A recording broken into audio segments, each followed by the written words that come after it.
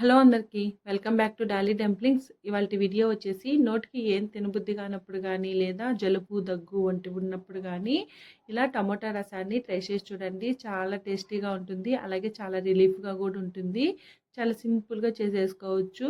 ఈ రసం డైజెషన్‌కి కూడా చాలా హెల్ప్ అవుతుందండి. ఇప్పుడు ఈ టమోటా రసాన్ని ఎలా చేసుకోవాలో ప్రాసెస్ ఏందో చూసేద్దాము. దీనికోసం ముందుగా ఒక బౌల్‌ని తీసుకొని ఇందులో ఒక పెద్ద సైజు ఉసిరికాయ అంత చింతపండుని తీసుకోవాలి. ఈ చింతపండుని ఇక్కడ వీడియోలో చూపించే విధంగా విడివిడిగా తీసుకొని ఒక 2 సార్లు వాటర్‌ని పోసుకొని శుభ్రంగా వాష్ చేసుకొని తీసుకోవాలండి. ఇలా వాష్ చేసుకోవడం వల్ల చింతపండులో ఏదైనా డస్ట్ పార్టికల్స్ ఉంటే వచ్చేస్తుంది. చూడండి, ఇలా వాష్ చేసుకున్న తర్వాత ఇప్పుడు ఇందులో ఒక గ్లాస్ వాటర్‌ని పోసుకొని ఒక 5 నిమిషాల పాటు నానబెట్టుకోవాలి. ఈలోగా ఒక రోలుని తీసుకొని ఇందులో ఒక టేబుల్ స్పూన్ జీలకర్ర, ఒక టేబుల్ స్పూన్ ధనియాలు, పావు టేబుల్ స్పూన్ ఆవాలు, పావు టేబుల్ స్పూన్ మెంతులు, అలాగే ఒక టేబుల్ స్పూను మిరియాలు, ఇందులోనే 1 లేదా 2 ఎండుమిరపకాయలని తుంచి వేసుకోవాలి. నేను ఇక్కడ ఒక ఎండుమిరపకాయనే వేస్తున్నానండి. చిన్నపిల్లలు తింటే మాత్రం 1 వేసుకుంటే సరిపోతుంది. మీకు ఘాటుగా కావాలంటే 2 ఎండుమిరపకాయలని వేసుకోండి. ఇప్పుడు ఈ దినుసుల్ని కచ్చాపచ్చాగా దంచుకోవాలి. మీకు దంచి రసం పెట్టుకోవడం వల్ల టేస్ట్ అయితే చాలా బాగుంటుందండి. మీకు పాసిబుల్ కాకపోతే మిక్సీ జార్లో వేసుకొని కాస్త బరక ఉండేలాగా మిక్సీ పట్టుకోవాలి. అలాగే ఎక్కువ క్వాంటిటీ చేసుకుంటే ఒక 4 డేస్ వరకు స్టోర్ చేసుకోవచ్చండి. ఇప్పుడు ఇందులో ఒక 5 లేదా 6 వెల్లుల్లిపాయలను కూడా వేసుకొని కచ్చాపచ్చాగా దంచి పెట్టుకోవాలి. ఇలా దంచుకున్న తర్వాత ఒకసారి బాగా మిక్స్ చేసుకొని ఈ మసాలాని పక్కకు పెట్టుకోవాలి. ఈలోగా చింతపండు నానిపోయి ఉంటుందండి. ఈ చింతపండులో నుంచి చింతపండు గుజ్జుని తీసుకోవాలి. చూడండి, ఇక్కడ వీడియో క్లిప్లో చూపించే విధంగా చేత్తో కాస్త మ్యాష్ చేసుకుంటూ పులుసుని తీసి పెట్టుకోవాలి.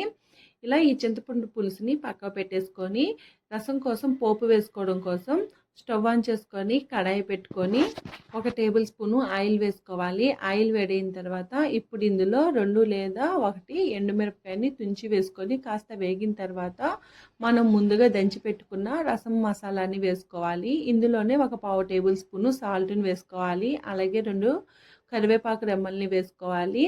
ఇందులోనే ఒక చిన్న సైజు ఆనియన్ని సన్నగా తరిగి వేసుకొని ఈ ఆనియన్స్ లైట్గా కలర్ చేంజ్ అయ్యే వరకు కలుపుతూ వేపుకోవాలండి.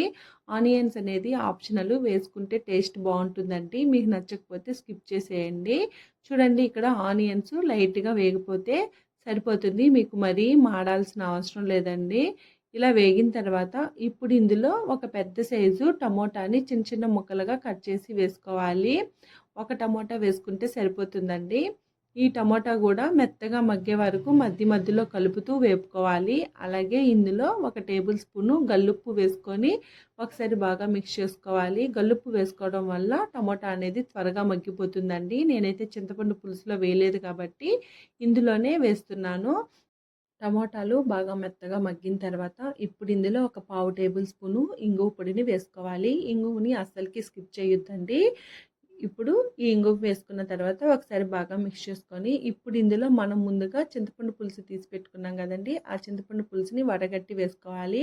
అలాగే ఈ చింతపండు పిప్పిలో మరికొద్దిగా వాటర్ని వేసుకొని ఇందులోనే ఆ వాటర్ని కూడా వడగట్టి వేసుకోవాలి. ఇప్పుడు ఒకసారి బాగా కలుపుకొని సాల్ట్ సరిపోయిందో లేదో చెక్ చేసుకొని సాల్ట్ని అడ్జస్ట్ చేసుకోవాలి. అలాగే ఈ టమోటా రసంలో చింతపండు పులుపు, కారం అనేది అన్నీ సరిపడేలా వేసుకుంటేనే ఈ రసం టేస్ట్ అనేది బాగుంటుంది. మీ రుచికి తగ్గట్టు వీటిల్ని అడ్జస్ట్ చేసుకోవాలి. ఇప్పుడు మంటని మీడియం ఫ్లేమ్లో ఉంచి ఈ రసాన్ని బాగా మరగనివ్వాలి. చూడండి, ఈ విధంగా మరిగే వరకు మరిగించుకొని ఒకసారి బాగా మిక్స్ చేసుకోవాలి. ఇప్పుడు ఇందులో సన్నగా కట్ చేసుకున్న కొత్తిమీరను కూడా వేసుకొని ఒక 2 నిమిషాల పాటు ఉడికించుకొని స్టవ్ ఆఫ్ చేసేసుకోవాలండి. అంతేనండి, టమోటా రసం రెడీ అయిపోయాయి. ఇది వేడి వేడి అన్నంలో తింటే చాలా బాగుంటుంది. అంతేనండి, చూశారు కదా టమోటా రసాన్ని ఎలా చేసుకోవాలో ప్రాసెస్ ఏందో. ఈ వీడియో మీకు నచ్చితే లైక్ చేయండి, షేర్ చేయండి, కామెంట్ చేయండి. అలాగే మరిన్ని రెసిపీస్ కోసం మన ఛానల్ని సబ్స్క్రైబ్ చేసుకొని నోటిఫికేషన్ సింబల్ని ఆన్ చేయండి. Thank you for watching.